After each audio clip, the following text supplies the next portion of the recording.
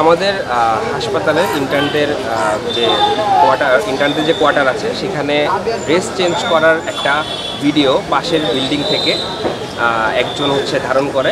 সেটা তারা 4 জনের মধ্যে, যতটুকু আমরা জানতে পেরেছি, 4 জনের মধ্যে জিনিসটা শেয়ার করে এবং পরবর্তীতে একটা ফেক আইডির মাধ্যমে আমাদের যে ইন্টার্ন চিকিৎসক বোনের মেসেঞ্জারে দেয়।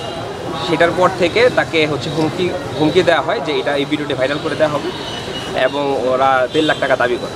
এবং এইটাতে সে খুব ভয় পেয়ে যায়, নিরাপত্তাহীনতায় ভুগছিল। সে ভাবছিল যে এটা আমি অ্যাভয়েড করে যাব, কিন্তু ওরা কোনোভাবেই অ্যাভয়েড করতে দিচ্ছিল না, কারণ ওরা আশেপাশে আমাদের অন্যান্য ইন্টার্নদেরও পরিচিত ছিল, যার কারণে অন্য ইন্টার্ন ভাই আপুদের অথবা মেডিকেল কলেজের শিক্ষার্থীদেরও ওই মেসেজটা সেন্ড করে যে এরকম তাকে মেসেজ করা হয়েছে, তাকে জানাও। তারপরে সে কোনোভাবেই এটা অ্যাভয়েড করতে না পেরে সে জিনিসটা পুলিশকে জানানোর পরে পুলিশ আমাদেরকে খুব সহযোগিতা করে। তারা পরক্ষণে আমাদের, এটা ঈদের আগের কথা, 6 এপ্রিলের কথা। তো 8 এপ্রিলে আমরা পুলিশদের নিয়ে আমরা কোয়ার্টার, যেখান থেকে ভিডিওটা ধারণ করা হয়েছে, ভিডিওটা যে একটা ফ্রেম বোঝা গেছে যে কোথা থেকে ভিডিওটা হইতে পারে, সেই ক্ষেত্রে সেই ছাদে আমরা যাই এবং ওই বিল্ডিং 2টা তল্লাশি করার পরে পুলিশের মাধ্যমে আমরা 4 জনকে সাসপেক্ট করি।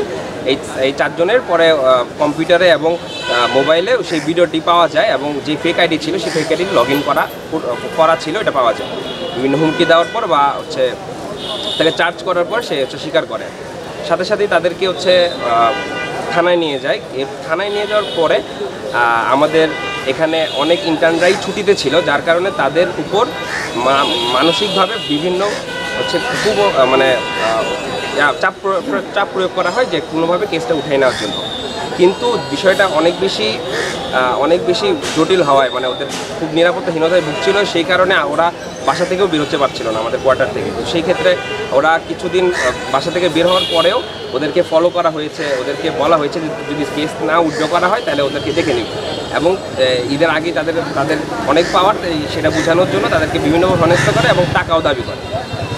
তো সেই ক্ষেত্রে আমাদের এডি মহোদয় আমাদেরকে হেল্প করেছেন। তো তখন আমাদের নিরাপত্তা, কারণ আমাদের তো ডাক্তারদের সবার ছুটি হয় না, কিছু মানুষের এখানে থাকাই লাগবে।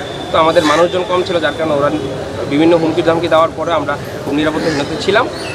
কিন্তু এরপরে মামলা, সে সাহস করে মামলা করে এবং মামলার পরে তাদেরকে জেলে প্রেরণ করা হয়। কিন্তু আমাদের মামলাটা যেই মামলাটা আমরা ডিজিটাল নিরাপত্তা আইনের মামলাটা করতে চাচ্ছিলাম, যেহেতু ওরা একটু জিনিসগুলো আমরা কম বুঝি। তো সেই ক্ষেত্রে আমরা যখন মামলা করতে যাই তখন কিছু কারণে আমাদের মামলাটা এত স্ট্রং হয় না, আমাদের শুধু পর্নোগ্রাফির মামলা দেওয়া হয়। সেই মামলাটা এখন, যার কারণে আমরা আজকে মামলার জামিনের শুনানি হওয়ার কথা। তো এটা নিয়ে আমরা একটু ভীত সংশ্লিষ্ট যে গিয়ে এই মামলাটা যদি ইজিলি ছাড়া পেয়ে যায়, তাহলে পরবর্তীতে ওরা যদি এই ভিডিওটি আবার ভাইরাল করবেন, এটার কোনো গ্যারান্টি নাই। তো সেই ক্ষেত্রে আমরা চাচ্ছি, এই মানববন্ধন করার মূল উদ্দেশ্য তারা যেন কঠোর থেকে কঠোর শাস্তি পায় এবং ওদেরকে রিমান্ডে নিয়ে কোথাও যদি ওই ভিডিও থেকে থাকে তাহলে ওইটা রিমুভ করার মাধ্যমে সম্পূর্ণ এই মামলাটি শেষ করে দেওয়া হয় এবং আমাদের নিরাপত্তা নিশ্চিত করা হয়। আজকে মামলার জামিনের শুনানি হতে পারে।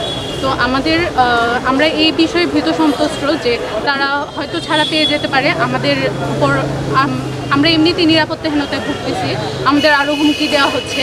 তো তারা যদি ছাড়া পেয়ে যেতে পারে, তারা এমন হুমকি দিয়েছে যে তারা ছাড়া পেলে ভিকটিম এবং আরও যারা আছে তাদেরকে দেখে নেবে। এর দৃষ্টান্তমূলক শাস্তি না হওয়া পর্যন্ত আমরা আন্দোলন চালিয়ে যাব। আমরা কঠোর শাস্তি চাই, যেন ভবিষ্যতে আর কেউ এরকম জঘন্য কাজ করার সাহস না পায়। এবং আমাদের দাবি, আমাদের আর কোনো ইন্টার্ন বড় ভাই অথবা বোনের সাথে এইরকম জঘন্য কাজ করা হয়েছে কিনা তার তদন্ত যেন করা হয়। এই আমাদের দাবি এবং কঠোর শাস্তি আমাদের।